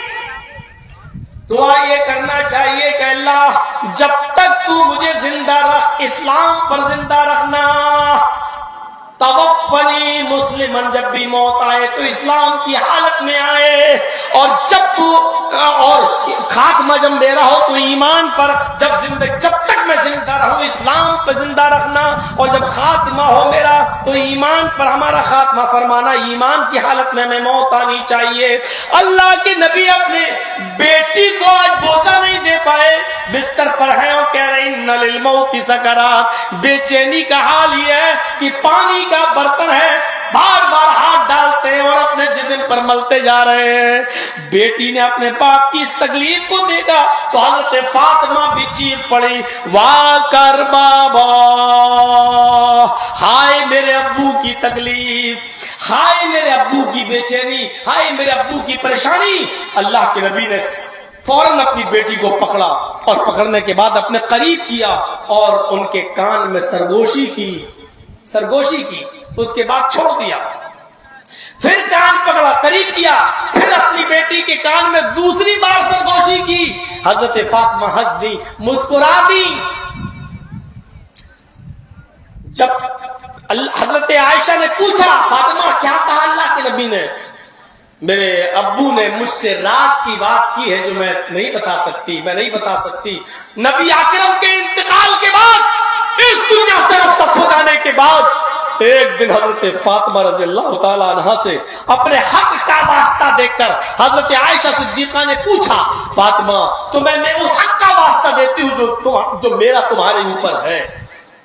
فاطمہ مجھے بتاؤ، تم میرے سامنے تھی، اللہ کے نبی نے تمہارے کان میں کچھ کہا تھا، پھر دوبارہ بھی تمہارے کان میں کچھ کہا 2 مرتبہ، کیا راز تھا؟ حضرت فاطمہ نے کہا آج میں بتاؤں گی. نبی اکرم کی زندگی میں میں یہ راز فاش نہیں کرنا چاہتی تھی، لیکن اب چونکہ نبی اکرم زندہ نہیں ہے، اس دنیا میں نہیں، اس لیے اب میں وہ راز بتا دیتی ہوں. اب کوئی فرق نہیں پڑتا ہے. آئے امی عائشہ، اللہ کے نبی صلی اللہ علیہ وسلم نے مجھے پکڑا اور میرے کان میں جو جملے کہے، پہلی مرتبہ جملہ جو ادا کیا وہ جملہ یہ تھا، آئے فاطمہ تم غم کیوں کرتی ہو، تم رو کیوں رہی ہو؟ ابھی جبریل نے مجھے بشارت دی ہے، فاطمہ سیدۃ نساء اہل الجنہ، اللہ نے فاطمہ کو جنت کی تمام عورتوں کا سردار بنا دیا. اللہ نے فاطمہ کو جنت کی تمام عورتوں کا سردار بنا دیا.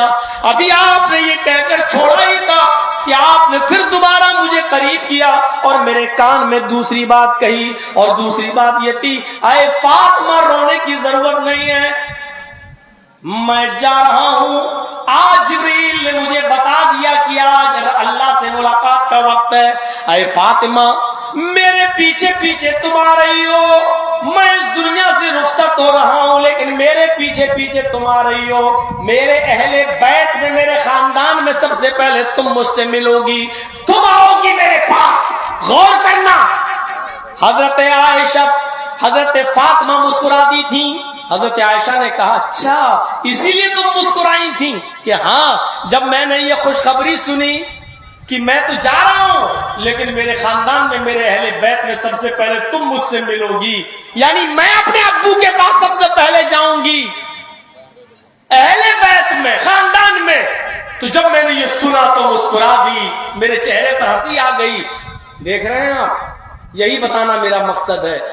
جب سنتی ہیں کہ بہت جلدی میں آپ اپنے ابو کے پاس جاؤں گی، اہل بیت میں سب سے پہلے میں آپ سے ملوں گی، تو مسکرا دی۔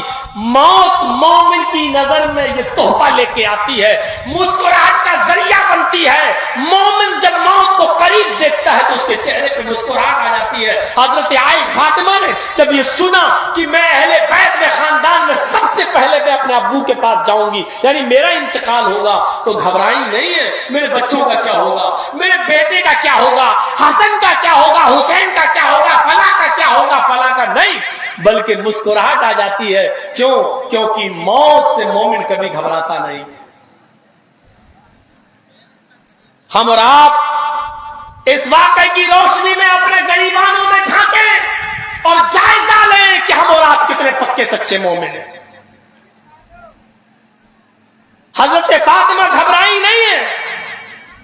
یہاں کیا کیا چیزیں ہوتی ہیں، ابھی ہلکا سا اٹیک پڑ جائے لے کے چلو بھاگو اچھے سے اچھے ڈاکٹر کے پاس، تجوریوں کا منہ کھل جائے گا، پیسہ خرچ۔ میں یہ نہیں کہہ رہا ہوں کہ علاج نہیں کرانا چاہیے، علاج کرانا چاہیے، لیکن میرے بھائیوں یہ دیکھیے کہ اگر موت کو اپنے قریب دیکھ لو کہ نہیں اب ہم نہیں بچیں گے، احساس ہو جاتا ہے، احساس ہو جاتا ہے۔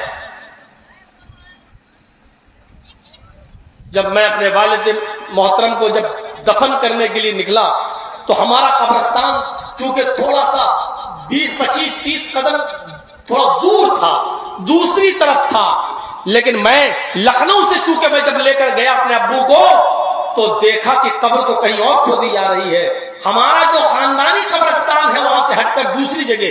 تو میں نے لوگوں سے پوچھا کہ یہاں قبر کیوں کھودی جا رہی ہے؟ ہماری پھوپھی وہاں دفن ہے، ہماری دادی اور دادا وہاں دفن ہے، ہمارے جو ہے بڑے ابو وہاں دفن ہے، میرے ابو کو بھی وہاں قبر کھودنی چاہیے، یہاں کیوں کھودی جا رہی ہے؟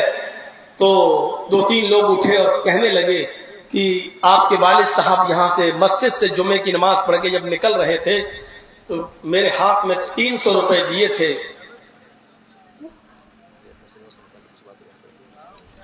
حالات دیکھ رہے ہیں نا، تو یہاں جو نکلے تھے اور 300 روپے میرے ہاتھ میں دے کے کہا تھا کہ یہ تھوڑا یہاں اس جگہ کی صفائی کر دینا، اور ہو سکے تو یہ میری وصیت ہے کہ مجھے اس جگہ دفن کرنا، اس جگہ۔ تو وہ کہہ گئے تھے، یعنی جو چیزیں مجھے نہیں معلوم تھی وہ محلے کے لوگوں میں، وہ جو لوگ نماز پڑھنے آتے تھے ان سے کہہ کے گئے کہ یہاں مجھے دفن کرنا۔ وہ یہاں تک کہہ گئے تھے کہ مجھے غسل فلاں آدمی دے اور مجھے میری جنازہ فلاں آدمی فلاں مولانا پڑھائیں۔ میرے بھائیوں، مرنے والے کو احساس پہلے ہی سے ہو جاتا ہے کہ اب ہم کیسے ہیں، یہ تو نہیں معلوم کہ کب مریں گے، لیکن بیماری اس کو بتا دیتی ہے کہ وہ اب اس بیماری میں۔ میرے بھائیوں، اندازہ لگا سکتے ہیں آپ، موت کو قریب دیکھ کر انسان کو خوشی ہو تب تو سمجھو کہ ایمان ہے اس کے اندر، کیونکہ وہ جان جاتا ہے کہ اب میں تھرڈ کلاس سے فرسٹ کلاس کی طرف جا رہا ہوں۔ اللہ کے نبی کی چند بیویاں آپ کے پاس بیٹھی تھی اور آپ مرض الموت میں مبتلا تھے، تو آپ کی بیویوں میں سے حضرت عائشہ نے پوچھا، اے اللہ کے رسول، آپ تو اس دنیا سے سب کو ہی جانا ہے، اگر آپ اس دنیا سے چلے گئے تو آپ کی بیویوں میں سے سب سے پہلے کون سی بیوی آپ سے ملے گی؟ آپ کی بیویوں میں سے سب سے پہلے کون سی بیوی آپ سے ملاقات کرے گی؟ یہ سوال اللہ کے نبی کے لیے بڑا مشکل تھا، جواب دینا بڑا مشکل تھا۔ ساری بیوی بیٹھی ہوئی ہیں، اگر کہہ دیتے کہ تم تو بڑا مشکل مسئلہ ہوتا۔ اللہ کے نبی صلی اللہ علیہ وسلم نے اس کا کوئی جواب نہیں دیا، صرف اتنا کہا کہ تم لوگ یہ جاننا چاہتی ہو کہ میری اتنی بیویوں میں سے جو زندہ سب سے پہلے مجھ سے کون ملے گی؟ خاندان میں اہل بیت میں تو فاطمہ کہہ دیا، لیکن اتنی بیویوں میں سے سب سے پہلے کون سی بیوی مجھ سے ملے گی؟ آپ نے فرمایا اطولکن یدن، آئے میری بیویوں سن لو، میں اس دنیا سے رخصت ہو جاؤں گا، میرے پاس سب سے پہلے میری جو بیوی آئے گی، یعنی جس بیوی کا انتقال ہوگا تم لوگوں میں سے، وہ بیوی ہوگی جس کے ہاتھ زیادہ لمبے ہوں گے وہ بیوی ہوگی جس کے ہاتھ سب سے زیادہ لمبے ہوں گے۔ حضرت عائشہ تھوڑی دیر بیٹھی اور اس کے بعد ساری بیویوں سے کہا ادھر آؤ تو، دوسرے کمرے میں، دوسرے حجرے میں لے گئی اور ایک لکڑی لے آئی، کہا کہ سب کے ہاتھ ناپتی ہوں، دیکھیں کس کے ہاتھ لمبے ہیں۔ اللہ کے نبی نے کہا جس کے ہاتھ لمبے ہوں گے، سب کے ہاتھ ناپنے لگی حضرت عائشہ۔ جب ہاتھ ناپے تو ساری بیویوں میں سب سے زیادہ لمبے ہاتھ حضرت سودا کے نکلے۔ کس کے تھے؟ حضرت سودا کے۔ ساری بیویوں نے مبارکباد بھی دے دی، خوش نصیب ہے تو، اللہ کے رسول سے سب سے پہلے تو ملے گی، اپنے شوہر کے پاس سب سے پہلے تو جائے گی۔ حضرت سودا بھی اپنا ہاتھ دیکھ کے کہہ رہی ہاں سب سے لمبے میرے ہاتھ ہیں، اس کا مطلب میں اللہ کے رسول سے سب سے پہلے ملوں گی، میں اپنے شوہر کے۔ یعنی کسی کے چہرے پر پسماندگی نہیں ہے، افسوس دوسری بیویوں کو ہو رہا ہے کیونکہ وہ اپنے آپ کو خوش نصیب نہیں سمجھ رہی تھی، حضرت سودا کو خوش نصیب سمجھ رہی تھی کہ یہ اللہ کے رسول سے سب سے پہلے ملے گی کیونکہ اس کے ہاتھ سب سے زیادہ لمبے ہیں۔ اللہ کے نبی تو اس دنیا سے رخصت ہو گئے، اللہ کو پیارے ہو گئے، لیکن آپ کی بیویوں میں سے سب سے پہلے جس بیوی کا سب سے پہلے انتقال ہوا وہ سودا نہیں تھی۔ اب آپ غور کریے، آپ کی بیویوں میں سب سے پہلے جس بیوی کا انتقال ہوا اس بیوی کا نام تھا حضرت زینب بنت جہش، جبکہ ہاتھ سب سے زیادہ لمبے کس کے تھے؟ سودا کے۔ اور اللہ کے نبی نے کہا تھا اطولکن یدن، جس کے ہاتھ سب سے زیادہ لمبے ہوں گے وہ مجھ سے ملے گا، وہ مجھ سے ملے گی۔ ہاتھ لمبے تھے سودا کے، لیکن انتقال کس کا ہوا سب سے پہلے؟ حضرت زینب کا۔ ساری بیویوں نے غور کیا، کہا نبی کے کہنے کا مقصد کچھ اور تھا۔